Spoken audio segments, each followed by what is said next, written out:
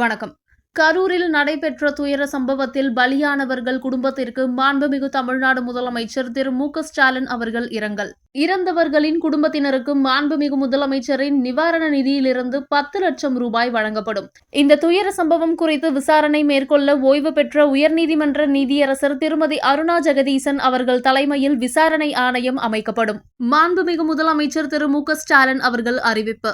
கரூரில் நடைபெற்ற தமிழக வெற்றிக் கழகத்தின் அரசியல் பரப்புரை கூட்டத்தில் ஏற்பட்ட கூட்ட நெரிசலில் சிக்கி இதுவரை 8 குழந்தைகள், 16 பெண்கள் உட்பட 36 பேர்கள் உயிரிழந்துள்ளதாக தகவல் அறிந்து சொல்லொண்ணா துயரமும் வேதனையும் அடைந்தேன். விலை மதிக்க முடியாத அந்த உயிரிழப்புகள் நம் அனைவரின் நெஞ்சத்தையும் உலுக்கியுள்ளது. ஈடு செய்ய முடியாத பேரிழப்பை எதிர்கொண்டுள்ள அந்த குடும்பங்களுக்கு என் ஆழ்ந்த வருத்தத்தையும் அனுதாபங்களையும் தெரிவித்துக் கொள்கிறேன். சிகிச்சைக்காக மருத்துவமனைகளில் அனுமதிக்கப்பட்டுள்ள அனைவருக்கும் சிறப்பான முறையில் சிகிச்சை அளிக்க உத்தரவிட்டுள்ளேன்.